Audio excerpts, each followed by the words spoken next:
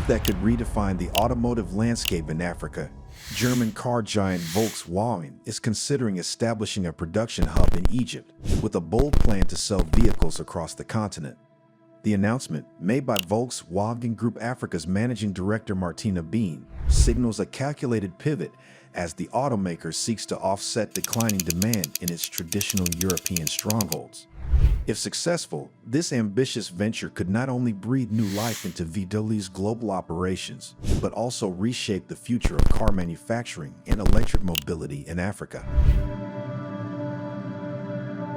Volkswagen's interest in Egypt is not a fleeting curiosity. Rather, it marks a potential transformation of the North African nation into a key player in the continent's growing automotive market. According to Bean, the first phase would likely involve setting up an assembly line using existing facilities, with the possibility of scaling up to a full-fledged local factory. Egypt's sizable domestic market, favorable geographic position, and efforts to attract foreign investment after years of economic hardship have made it an increasingly attractive destination for multinational manufacturers.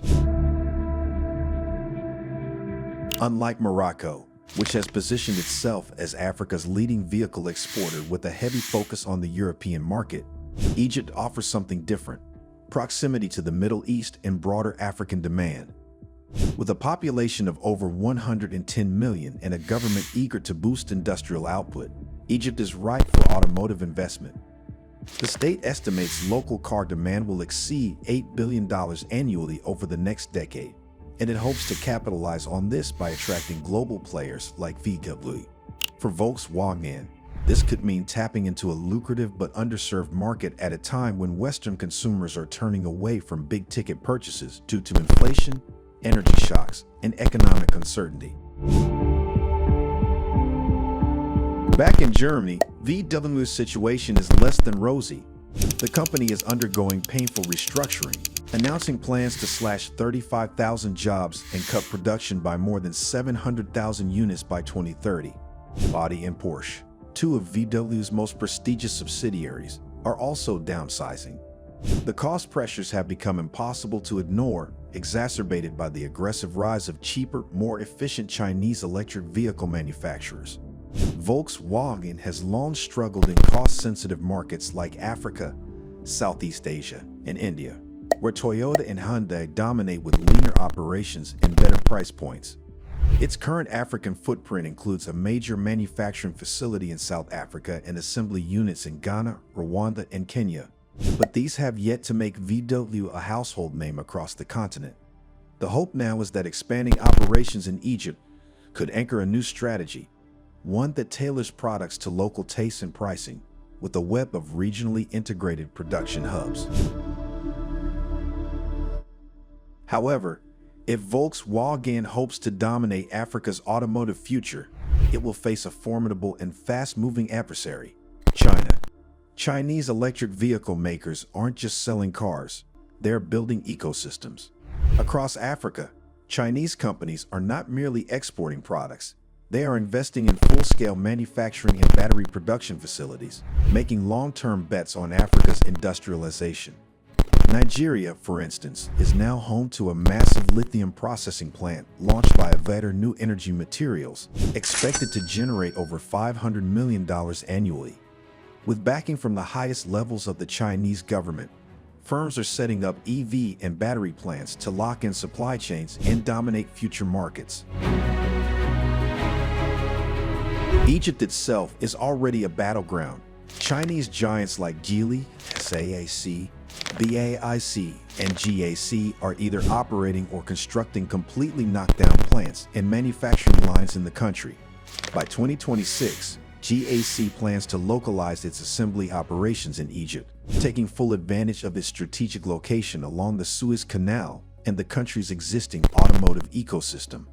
Meanwhile, in Morocco, Chinese firms are investing billions into EV battery production, including the jaw-dropping $6.5 billion investment by Goshen High-Tech and Kenitra. These companies are leveraging not just market demand, but also geopolitical strategy, mineral access, and generous local incentives to solidify their hold. Elsewhere on the continent, The momentum is unmistakable. In Algeria, automakers like Chery and JAC are setting up production, drawn by favorable policies and the booming demand for low-cost mobility. Ethiopia has gone a step further by banning new petrol or diesel vehicle imports and rolling out sweeping tax incentives for EVs, encouraging Chinese firms like BYD and GAC's Ayan brand to assemble locally. Kenya, known for its economic prudence, is nevertheless embracing EVs, with companies like Battleground assembling electric buses suited for the nation's urban transit systems. The Chinese strategy is clear: create, dominate, and localize. So how does Volkswagen plan to fight back in such a saturated and competitive space? One of its most promising weapons is the upcoming ID Everyone, a budget electric vehicle expected to retail for around 20,000 euros. Scheduled for production in 2027, this compact EV is designed to democratize electric mobility. It will be the first VW model built on a shared platform with American EV upstart Rivian, signaling a new level of technological collaboration aimed at slashing costs and enhancing global competitiveness. In theory, a 20,000 euros EV could be the key to unlocking price-sensitive African markets, where affordability remains paramount. But here's the catch: Chinese EVs are already playing in that price range, and doing it well. From BYD to Geely to JAC, Chinese companies are rolling out electric vehicles priced between $15,000 and $25,000, with many models tailored for specific African markets. These vehicles not only compete on price, but often boast better localization, wider availability, and sometimes even subsidies backed by Chinese foreign policy. If needed, China could reduce prices further, using state backing and sheer scale to undercut any Western competition. That leaves Volkswagen in a tight spot. While its reputation for engineering and safety is well regarded, brand prestige alone may not be enough. To win in Africa, VW will have to localize aggressively, partner smartly, and price competitively. Perhaps even rethink what German engineering means in a rapidly diversifying global marketplace. It must also navigate Africa's patchwork infrastructure, regulatory hurdles, and consumer expectations with more dexterity than it has shown in other emerging markets. Yet, for all the challenges, the opportunity is undeniable. Africa's population is expected to double by 2050, with a burgeoning middle class and a growing appetite for mobility solutions that are clean, affordable, and reliable. By planting a strong production base in Egypt, Volkswagen is taking a bold step towards securing its future in a market that many global automakers are only beginning to take seriously. But time is not on VW's side. With China moving fast and decisively, the German giant must act with the same urgency or risk becoming a mere spectator in Africa's electric revolution. Your perspective matters. What do you make of Volkswagen's plan to manufacture in Egypt and penetrate the African market? Do you think they will succeed with Chinese EV manufacturers also on the continent? Share your thoughts and insights in the comments section below.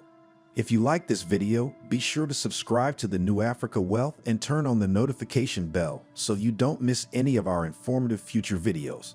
Stay informed, stay engaged, and thank you for watching.